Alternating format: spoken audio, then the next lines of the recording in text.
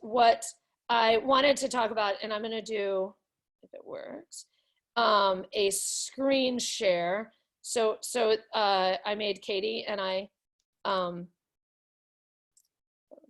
I do a lot of videos so that, oh, this is working. Can you guys see this? Yes. Yes. Oh, good. Now you can. Okay. Anyways, so in the last literally 2 days, I made Katie and I, with our kids, do a lot of just everyday lifestyle type things. Previously knowing that we were going to be at home more, I just felt like it was good. Now, even apropos more that we are going to be home. So doing activities that you have to get done with your kids, making it an engagement and making it something that they can do with you, is kind of just a win-win all around. It allows them to engage in an interaction. It pushes their flexibility with things. It engages them with you. And always what I found, so when I used to do just parent coaching, I would always have families start with these lifestyle type activities, basically chores. Start with chores because kids don't have a preconceived notion about them, and they don't have a thought of what the expected end game is going to look like. So it's actually a much easier way to engage your child if you're just making them do sock matches or unload the dishwasher.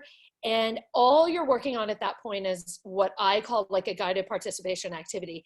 You are the guide and you are engaging them in just a connected engagement. And kind of like these little bullets I just threw together of how you want to engage in an activity. It's not the product of we have to unload the dishwasher or we have to match the socks.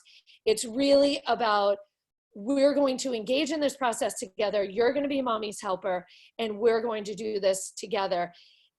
Because I have some of the things I made my kids do together and some of them I did with my youngest. But it's all about let's engage our kids and have them use their problem solving with everyday activities that are happening and have them think in a flexible way and see that interactions and engagement happen all the time throughout the day. And it doesn't have to be a fancy toy or a shiny toy or a Lego that they really like. It can really happen with anything within the day. If we think back to way back in the day, it's like you're living and you're hunting together and, you know, the son and the dad go hunting and the mom and the daughter do the laundry. And that's really where a child becomes an apprentice to an adult. And I think I mentioned this another time. There's a really nice book that's called Apprenticeship in Thinking. And it's all about this process of going back to the basics and going back to having our kids share a relationship with us and having them share an interaction with us. And in one of my trainings, when I was training as a RDI, a relationship development a consultant, is they had us write a narrative of something special that we shared with our own parent. And there were like, whatever, 15 of us in the training. And every single person, without knowing, shared something that they learned from their parents. So I shared that I would go skiing with my dad. My brother and my mom started skiing with us, but then they gave it up. And my dad and I would go skiing twice a year, every year together.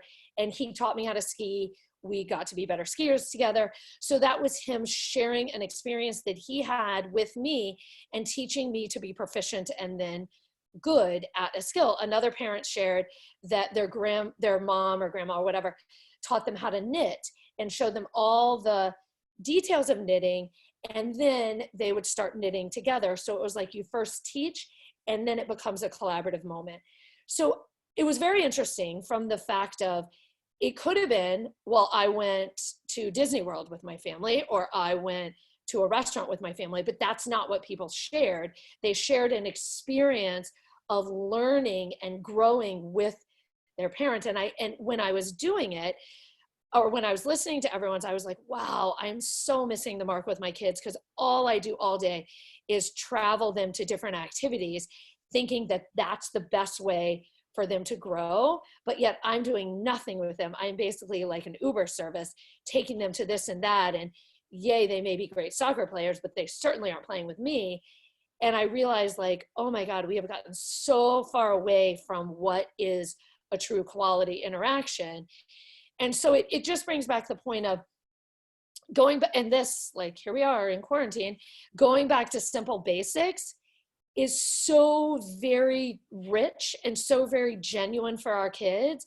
And I think that's a really key piece of how we teach them, and they learn guidance, and they learn to appreciate an interaction from us. So these bullets are basically just simple areas when we're thinking about, okay, we want our kids to match socks with us.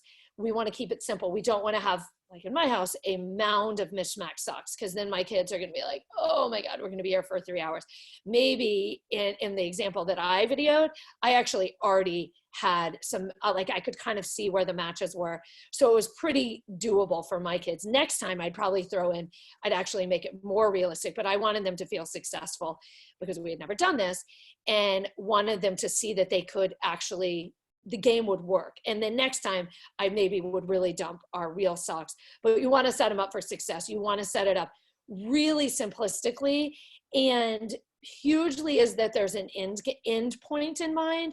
Instead of the mound of socks, they saw that there was only 2 piles of a little amount of socks, so that the game was going to be over at a certain time.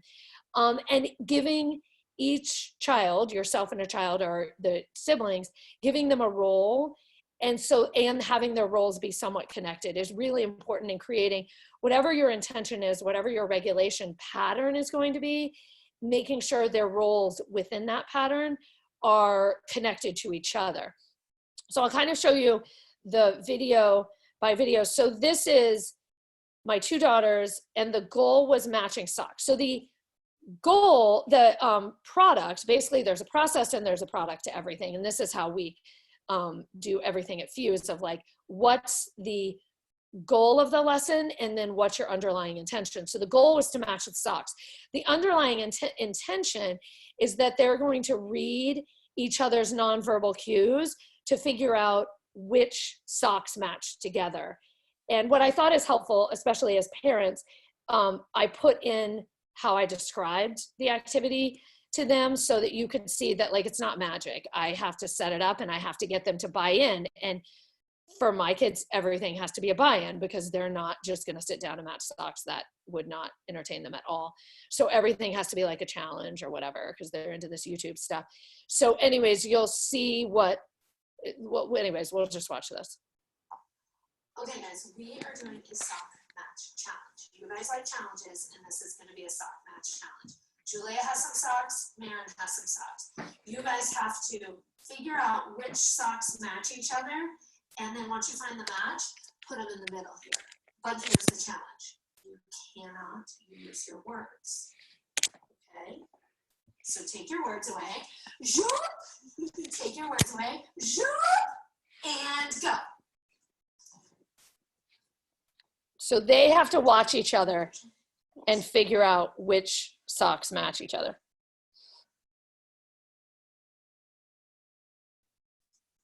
I can do the zoo part. Oh, you want to do it? Okay.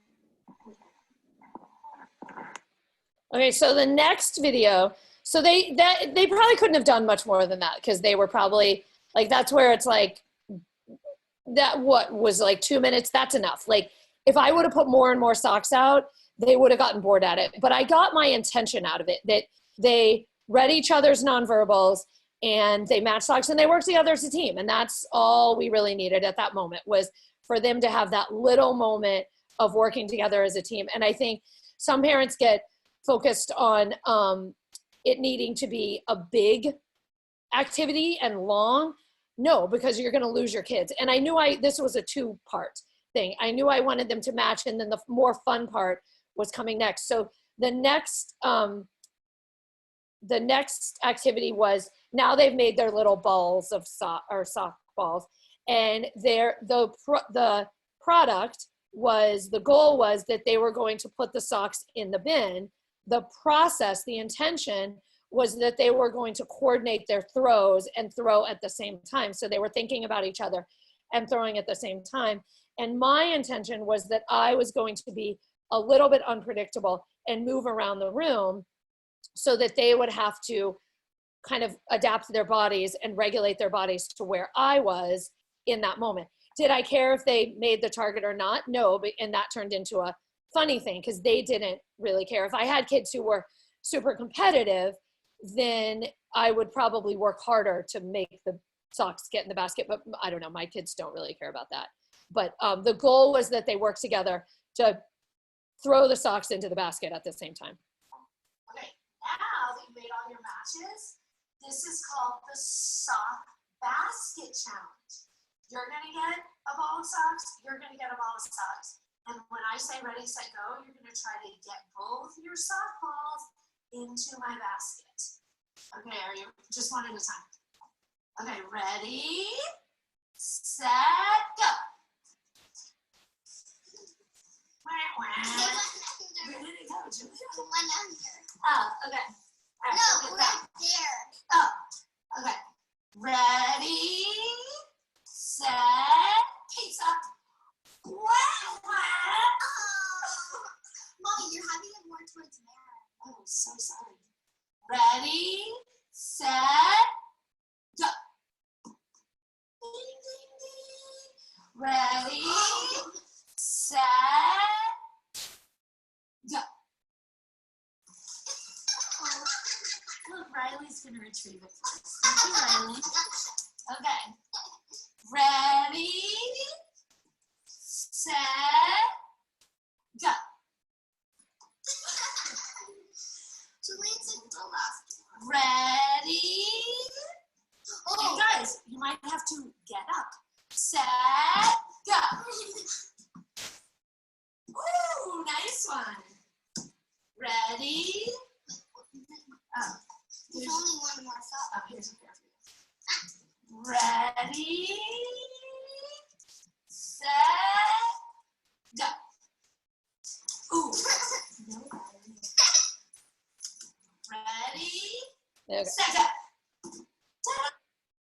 Okay, so that just is like so simple, so easy, of just getting them to regulate their actions with each other and creating like what, total 7 minutes of them staying engaged. And you could very much do that, you and a child, where instead of like one of the kids, it would be me and the child doing the ready, set, go. This is Katie's adorable little son, and they were doing setting the table, and he is like 2.5. So just showing how it's so easy to create a regulatory pattern of, I hand you the fork, I hand you the napkins, whatever. And he and Katie are setting the table, and she's handing him the little pieces, and he's setting the table. Chloe's napkin. Great job. Yeah. And Caden's napkins on the table. Everyone has a napkin.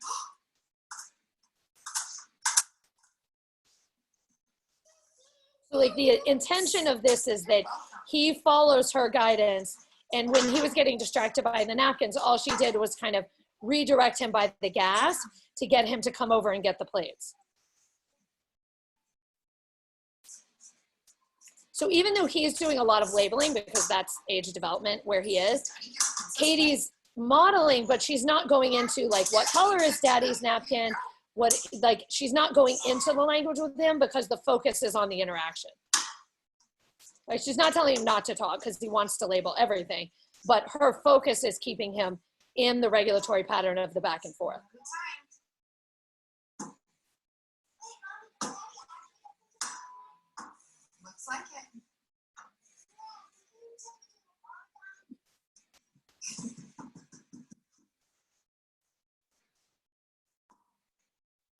What else do we need? Forks, that's right. Fork. Fork. That's a spoon. Okay, you can take the spoon. All right, that keeps going.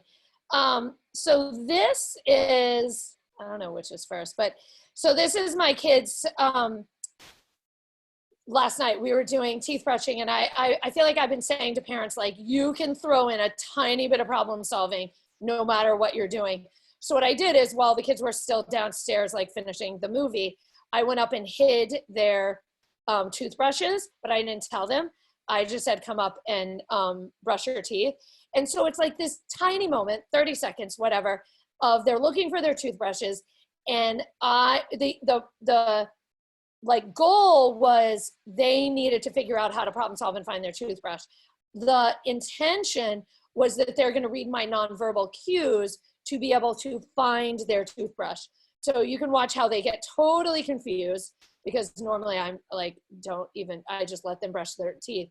But they get really confused, and then they finally notice that I might have some information to share with them. Okay, guys, time to brush your teeth. They also know the camera's on, so they try to behave really well.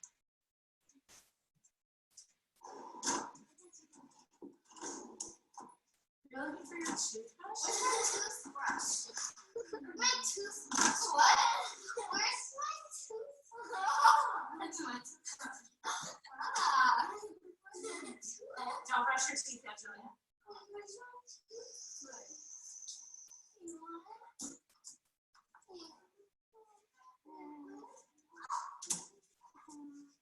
We will find the toothbrush dance. Okay. Now, So this next one is how you can have a little fun with toothbrushing, where it could be you and your child or siblings, where they're regulating their stopping and starting teeth brushing at the same time. It should have been, my other daughter should have been facing the mirror, but you know, we aren't the video pros. But anyway, so I start and stop with our toothbrushes and get them to regulate off of my start and stop. So the goal is, one, they're brushing their teeth. The intention is the co-regulatory action of stopping and starting at the same time, all three of us together. guys, we are going to do brushing teeth together. So you guys are gonna brush teeth at the same time, start and stop at the same time. Are you ready? And you have to be a little dramatic and fun to make it worth their fun. Okay, ready, set, green light. Freeze! Freeze! Freeze! Freeze! Now slow motion. Fast motion.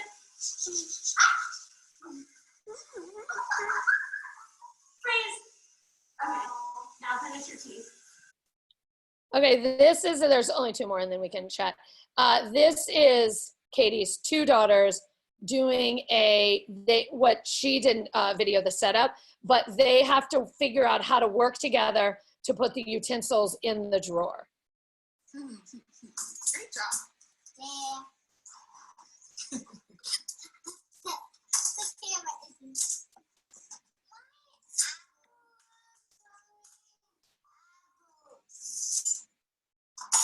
So they both have their role of, one's gonna be the hander and one's gonna be the putter in. You don't like it? He doesn't like them. All right, great job working together, guys.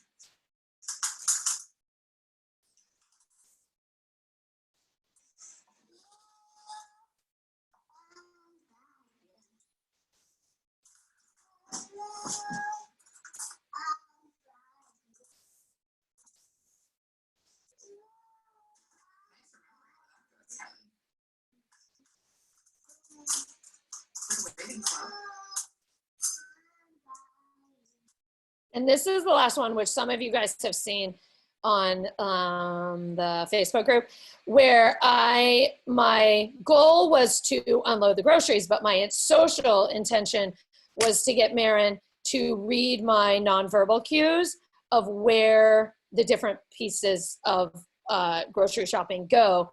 So it could either go in the pantry, the refrigerator, or this random drawer we put things in. So she kind of doesn't really know where things go all the time. And I purposely picked things that she would actually not know where it goes, because her foods, she knows where they go.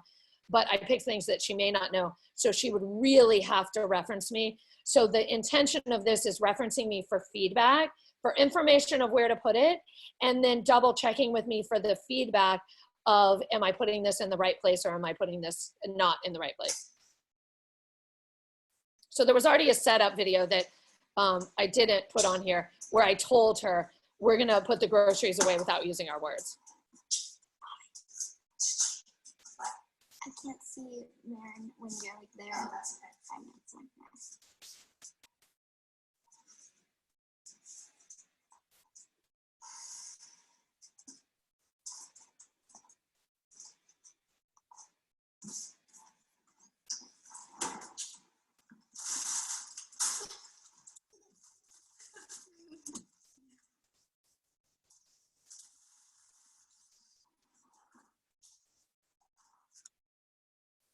Okay, so those, yep, I think that was the end of it. So those kind of just give a sense of any just little things that you can do within your everyday that have to get done. The groceries have to get put away. That video was actually previous to like massive Corona. I don't know now. I actually don't let my kids do the groceries with me, but if you wanted to do it, then maybe they would do the ones you wipe down or whatever. But laundry, putting away, brushing teeth, setting the table, doing the trash, that was another one that I did not do today, but that's one that having kids hold the trash can and going around and collecting all the trash, that's another big one where kids can really become part of the process. And I think one of the biggest questions I get is, okay, what if they resist it? So yes, they are going to resist it at times. And yes, they're going to say, no, I prefer to play Legos. And I think our job as parents are, yes, you can do Legos, but I also need your help. So in my house now, there is a time in the day where you're going to be mommy's helper and you're going to do something with me. And it could be putting the laundry away. It could be doing the dishes, whatever the thing is. It's simple and it's not really helping me. But I think it's important for kids to have that concept of helping out with different things. And I think if it's in the schedule, they can hem and haw about it.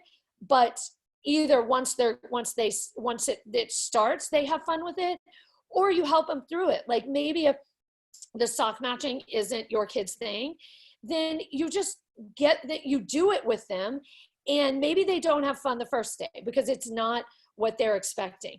But then the second day, maybe they will have fun with it and they'll know what to expect. So the first day with these new activities, I think there is going to be a high likelihood that you're going to get a huge resistance because they know what to expect with Legos. They know what to expect with their iPad. What they don't know what to expect with is now you have socks out there. And what are you asking them to do with those socks? So there's going to be resistance in the beginning, and you're going to say, you know what? We're going to do this for 5 minutes, and then you and I can go and do a puzzle or something else that's like not their high priority, but like a medium preference, not a high preference, but a medium preference. So they can see that mom and I can have fun, but we can also do things together that don't look fun, but as they get more comfortable with them, they can be fun. You can make that sock toss all around the house and they have to come and find you and it turns into sock hide and seek or something like that. So my biggest thing would be is push through the resistance because they need to become a guide. They need to be able to do a guided participation activity, and they need to not always get their high priority, high preference activities.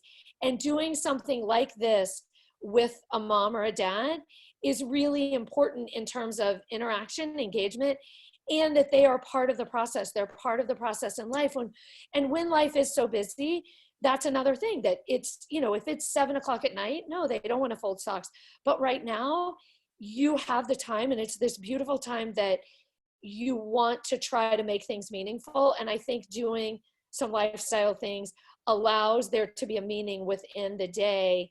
And every kid is at a different level. Like my 14-year-old, I've decided she should learn to use a washing machine. Step one is she legit did not even know where our washing machine was in the basement, because she never does the laundry.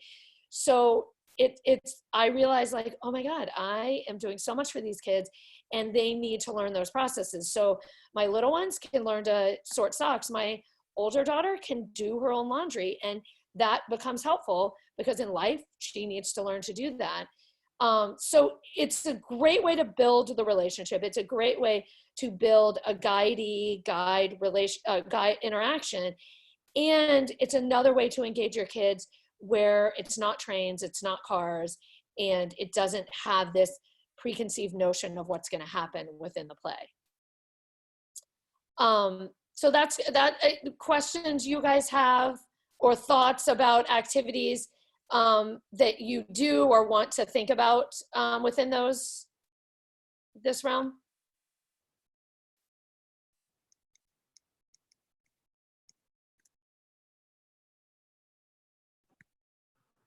Other things that you guys do on a daily basis that we could turn into an interaction between parent and child? Like, I know a lot of people will do wash the car. That's a great thing. Of course, it has to be warmer, but having a kid or windows are really great. Having a kid be a sprayer and then a parent be a wiper, or a kid and two siblings be a sprayer and a wiper. Spraying the table is a great thing, where a child is one, like, you just have to create what the roles are.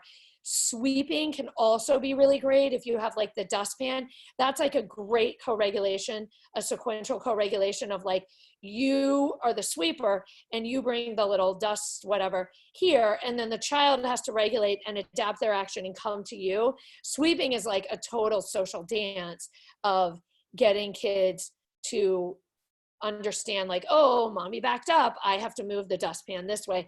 Or if they're the sweeper, you're going to kind of move the dustpan around and they have to come to you, type